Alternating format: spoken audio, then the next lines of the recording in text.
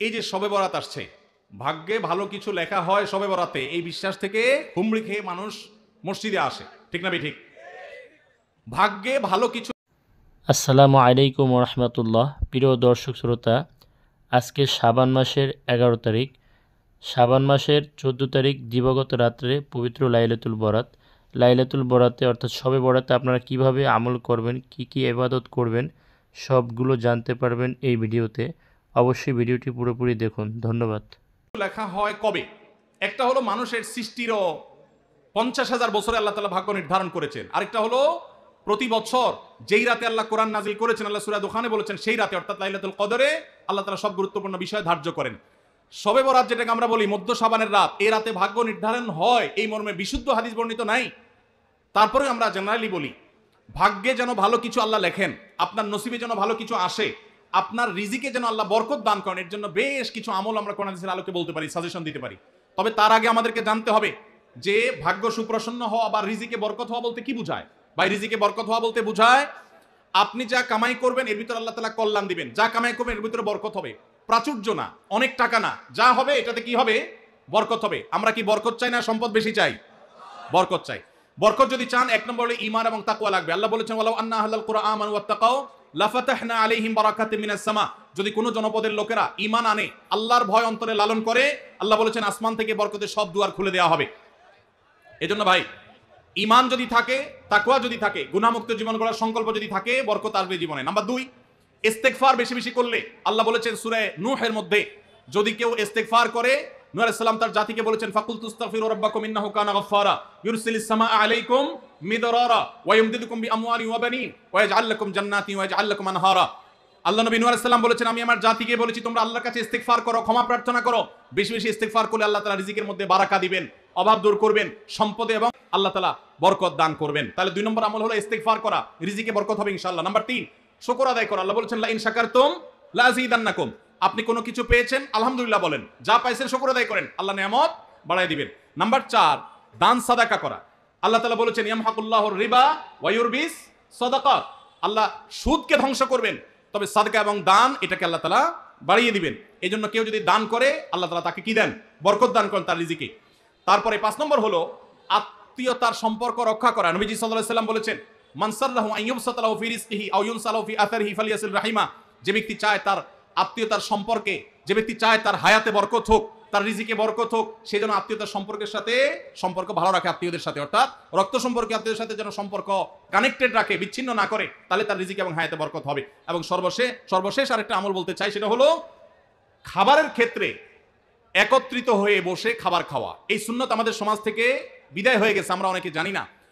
আবু দাউদের একটা হাদিস বর্ণিত হয়েছে, নবীজি সাল্লাল্লাহু আলাইহি সাল্লামের কাছে এক ব্যক্তি বললেন হে আল্লাহর রাসূল, আমরা খাই কিন্তু অনেক খাওয়ার পরেও পরিতৃপ্ত হই না, পেট ভরে না, খাবারের চাহিদা পরিপূর্ণ মিটে না, কারণটা কি?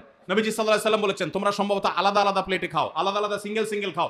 তখন নবীজি সাল্লাল্লাহু আলাইহি সাল্লাম বলেছেন তোমরা সবাই একসাথে খানা খাবে, আল্লাহ তাআলা তোমাদের খাবারে বরকত দান করবেন। একসাথে খানা খাবে এবং বিসমিল্লাহ বলে খাবে, এই দুইটা কাজ করলে আল্লাহ তাআলা তোমাদের খাবারে বরকত দান করবেন। এই জন্য ভাইরা, বাসা বাড়িতে এক প্লেটে স্বামী স্ত্রী দুজন আছেন, এক প্লেটে খাবেন, বাচ্চাদেরকে নিয়ে বড় প্লেট নিয়ে খানা খাবেন, এটা সুন্নত। নবীজি সাল্লাল্লাহু আলাইহি ওয়াসাল্লাম উৎসাহ দিয়েছেন, কিন্তু আমাদের সমাজ থেকে এটা এখন হারিয়ে গেছে, নাই বললে চলে। আমরা সবাই যার যার মতো খানা খাই। এজন্য এই কাজটাও আমাদের আমলে, আমাদের রিজিকে, আমাদের হায়াতে বরকত এনে দিবে ইনশাআল্লাহ। সুদে টাকা লাগায় এমন ব্যক্তি সমাজে বিচার করে, তার বিধান কি?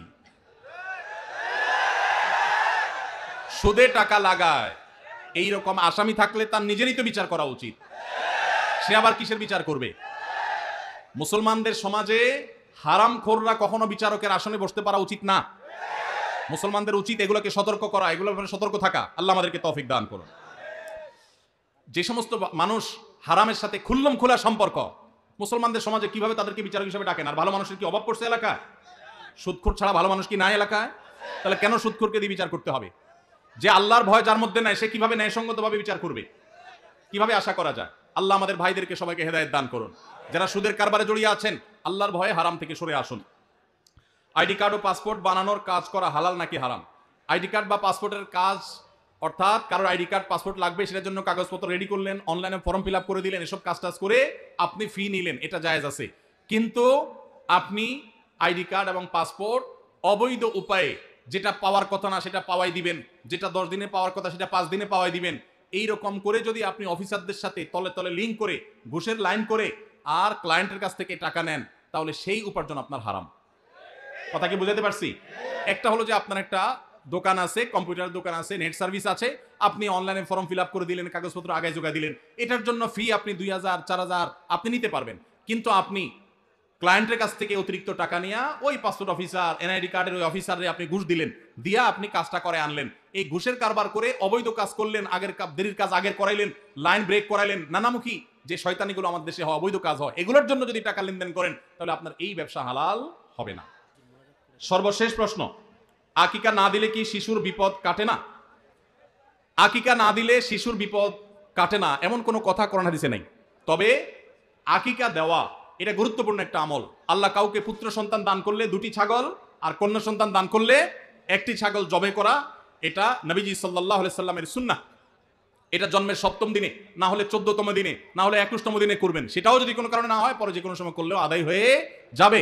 এমনকি কারো শিশু কারো যদি আকিকা দেওয়া না হয়, বড় হওয়ার পর তার আকিকা দিলেও আদায় হয়ে যাবে। এই আকিকা এটা না দিলে যে বিপদ কাটে না এরকম কোনো কথা নাই। তবে হ্যাঁ, বিভিন্ন হাদিসে নবী সাল্লাল্লাহু আলাইহি সাল্লাম বলেছেন, কুল্লু গুলামিন মুরতাহানুন বিআকিকাতিহি, বাচ্চার এটা আকিকার উপরে সে অনেকটা ডিপেন্ডেন্ট থাকে। এই হাদিসের ব্যাখ্যা অনেক মুহাদ্দিসরা বলেছেন, আকিকা না দিলে, আকিকা দেওয়ার ফলে সে বিভিন্ন ক্ষয়ক্ষতি থেকে বেঁচে থাকতো। অনেকে বলেছেন শয়তানের কুমন্ত্রণা থেকে বেঁচে থাকে আকিকার মাধ্যমে, এটা থেকে সে আর বাঁচতে পারে না, ওই ক্ষতি তাকে স্পর্শ করার সম্ভাবনা থাকে। তবে কেউ আকিকা দিতে পারলো না, অন্য কোনো আমল করলো তার সন্তানের জন্য, আল্লাহ তাআলা তাকে সেভ করতে পারেন। এমন কোনো কথা নাই যে আকিকা না দিলেই তার সন্তানের বিপদ কাটবে না। তবে আকিকা দেওয়া উচিত, এর মাধ্যমে সন্তান নানাভাবে উপকৃত হয়, নানাভাবে সেভ থাকে, নিরাপদে থাকে। আল্লাহ আমাদের যাদের সামর্থ্য দিচ্ছে তাদেরকে আমল করার